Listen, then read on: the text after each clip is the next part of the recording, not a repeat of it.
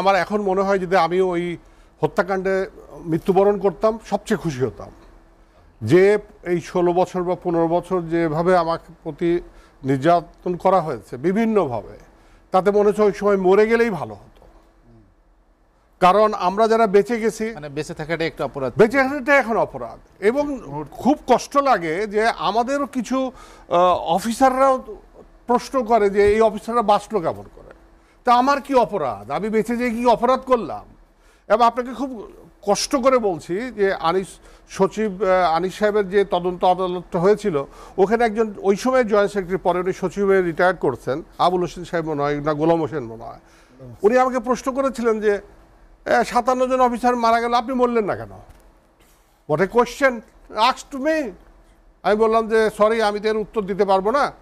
যদি আপনার কাছে অলমাইটি আল্লাহর মোবাইল নাম্বার থাকে তাহলে you call him and ask him that why I was not dead during on that day. মানে আমার কাছে মনে হয়েছে যে আমি যদি মরে যেতাম, বা যারা বেঁচে ছিল, এই সমস্ত কথা শুনে অন্য কোনো অফিসার কথা বলে নাই, ভয়ে কথা বলে নাই। কারণ কোনো জায়গায় চাকরি হয় নাই, আপনি জানেন, যেখানে যায় বলে ওরে বাবা তুমি ওই অফিসার। কারণ আমি এই 25 তারিখ 26 তারিখ ঘটনা হয়েছে, 1 তারিখে যে প্রধানমন্ত্রী আসছিলেন সেনাকুঞ্জে, ওইখানে আমি প্রধানমন্ত্রীকে প্রায় মোর দেন 40 মিনিটস আমার সাথে ওনার বাকবিতণ্ডা হয়েছিল। এবং এই কে বা কারা এটা অনলাইনে ইউটিউবে দিয়ে দিয়েছিল, এইটার জন্য আমার যে কি পরিমাণ আমাকে ছিল আর্মি অফিসার থেকে শুরু করে, ওই সময় আমাকে কিন্তু আমাদের সিনিয়র অফিসাররা আমাকে খুব বাহবা দিয়েছে।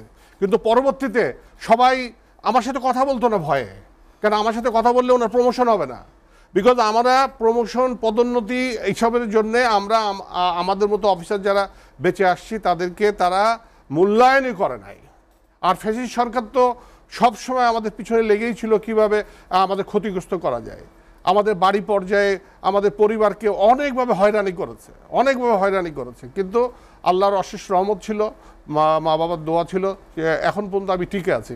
আমি কিন্তু 25-26 তারিখে আমি ওখান থেকে বেরিয়েছি, 26 তারিখ থেকে কথা বলা শুরু করেছি, আমি এখন পর্যন্ত কথা বলে যাচ্ছি, আমার কোনো ভয় নাই, ডর নাই, কিছু নাই।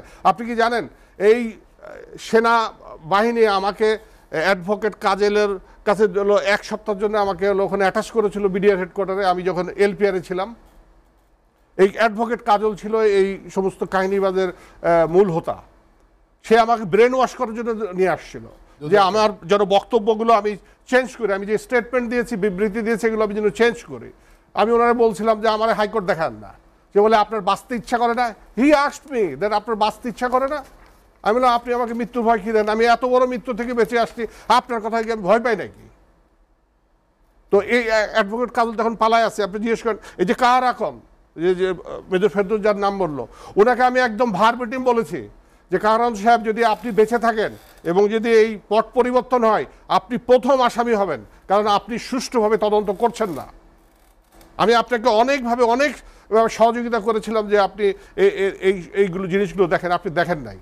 বলেন না, উনি বলছেন না স্যার আপনি কি বলেন স্যার, আমি তো আমার সাধ্য না, আমি আপনার সাধ্যমতো চেষ্টা করি। কার এখন যদি তার স্মৃতিশক্তি থাকে তাহলে he will be able to say that I told him, যখন আমি তার সাথে আমার সাথে সে, আপনি জানেন আমি যখন এলপিআর রিটায়ারমেন্টে আমাকে বাড়ি পাঠাই দিয়েছে, বাড়ি পাঠাই দেওয়ার পরে আমার বিদেশ যাওয়া বন্ধ করে দিয়েছে।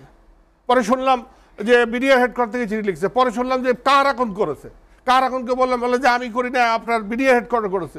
আবার বিডিআরে বললাম, তাহলে দেখেন কীভাবে কত ধরনের আমাদের প্রতি নির্যাতন হচ্ছে।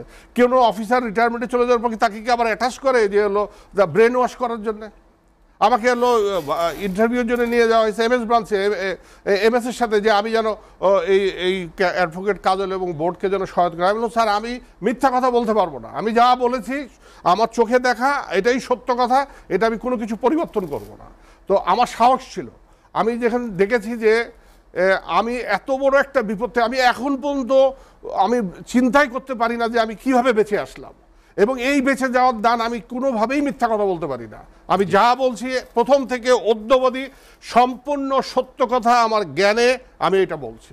যে ইনভলভমেন্টের আপনি কথা বলেছেন, যে এবং বিদেশি শক্তি যেটা স্বাধীন তদন্ত কমিশন করতে চায়, এই দুটি বিষয় তারা খোঁজ নিতে চায়।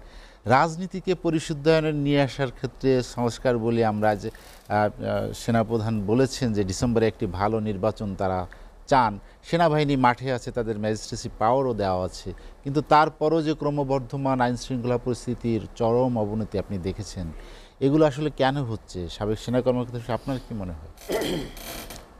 আমি এর উত্তরে বলবো যে এই যে বিডিআর হত্যাকাণ্ডটা ঘটনা হয়েছিল, এটা আমাদের পরাশক্তি ভারত এটা এক ঢেলে দুইটা পাখি মারতে চেয়েছে। প্রথম পাখিটা হচ্ছে যে বিডিআরকে পর্যদস্ত করে বিডিআর যে শক্তিটাকে ভেঙে দেয়া। দ্বিতীয় হচ্ছে যে সেনাবাহিনীর ভিতরে একটা বিভেদ সৃষ্টি করে ওদেরকে তাদের মনোবলকে একেবারে ভেঙে দেয়া।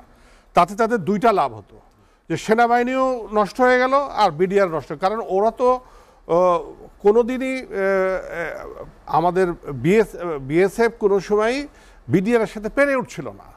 যে কটা মোটামুটি ছোটোখাটো যুদ্ধ হয়েছে সব কটাতেই তারা হেরে গেছে।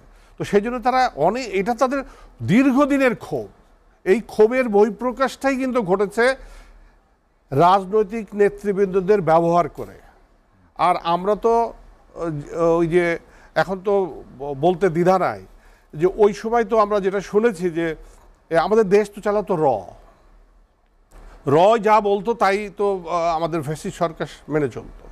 সেই ধারায় রাজনীতিবিদদেরকে ব্যবহার করে আর এই বিডিআর সদস্যদেরকে হাতিয়ার হিসাবে ব্যবহার করে এই যে এত বড় একটা হত্যাকাণ্ড ঘটনা হলো, এটা তো এখন বিচার না হওয়া পর্যন্ত এর শেষ নাই। এটা বিচার করতেই হবে তো যেভাবেই হোক।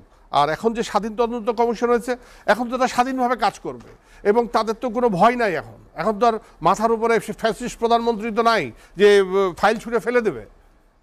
এখন তো উনি ফেলে দিতে পারেন যে আমি আপনাদের কথা মানি না, আমি যা বের করেছি এটাই রাইট। আর আপনি যেটা বললেন আজকে সেনাপ্রধান রাওয়াতে যে কথাগুলো বলেছেন যে রাজনৈতিক অস্থিরতা, উনি বলেছেন যে নিজেরা যদি মারামারি করে ভেদাভেদ, হ্যাঁ ভেদাভেদ না করতে নিষেধ করেছেন। এতে বলেছেন উনি বারবার বলতেছিলেন যে আমার কথা সার্বভৌমত্ব বিপন্ন হবে। উনি বলেছেন যে আমার কথাটা আপনারা শুনেন, আমি আপনাদেরকে সতর্ক করছি। পরবর্তীতে বলেন না যে আমি আপনাদেরকে সতর্ক করি নাই। আপনারা নিজেদের মধ্যে এই মারামারি কাটাকাটি করেন না, সময়টা খুব খারাপ, এইটাকে আপনারা ধরে রাখেন। উনি সকল জাতিকে বলছেন যে ইউনাইটেড হওয়ার জন্য, ইউনাইটেড হয়ে উনি এটা বলছেন ফ্রি ফেয়ার ইলেকশন যেভাবেই হোক ইট উইল বি ডান। উনি বলেছেন ডিসেম্বর থেকে 18 মাস বা ডিসেম্বর বলেছেন। তো এখন উনি বাট খুব শক্তভাবে বলেছেন যে এবারে যে নির্বাচন হবে সেই নির্বাচনে কোনো ধরনের মানে দুর্নীতির কোনো প্রশ্রয় দেওয়া হবে না, এটা উনি খুব ক্লিয়ারলি বলেছেন। তো এখন যদি এটা হয় এবং যদি ভালোভাবে রাজনৈতিক অঙ্গনে সকল এখানে কিন্তু শুধুমাত্র সেনাবাহিনী চেষ্টা করলে হবে না, এখন যে রাজনৈতিক দলগুলো আমাদের এখানে আছে তাদেরও কিন্তু সহযোগিতা দরকার আছে। তারা যদি সহযোগিতা না করে তাহলে কিন্তু সেনাপ্রধান একা বা সেনাবাহিনী পক্ষে কাজ করা সম্ভব হবে না। তো এখন যে সমস্ত রাজনৈতিক দলগুলো আছে, এবং আজকে শুনলাম যে আগামীকাল বা পরশুদিন বলে আরেকটা শুক্রবার শিক্ষার্থীদের নতুন রাজনৈতিক দল হবে। আমি জানি না এই দলের পরিধি কারা আছে বা কারা থাকবে, আমি জানি না। কর্মকর্তাদের নিয়েও একটি দলের কথা শোনা হ্যাঁ, তো এখন এরা কতটুকু সমাজে প্রভাব বিস্তার করতে পারবে আমি এখন পর্যন্ত বলতে পারছি না। তো এখন যারাই থাকবে তাদেরকেই কিন্তু আমরা হচ্ছে যে আমাদের দেশকে ভালোবাসতে হবে।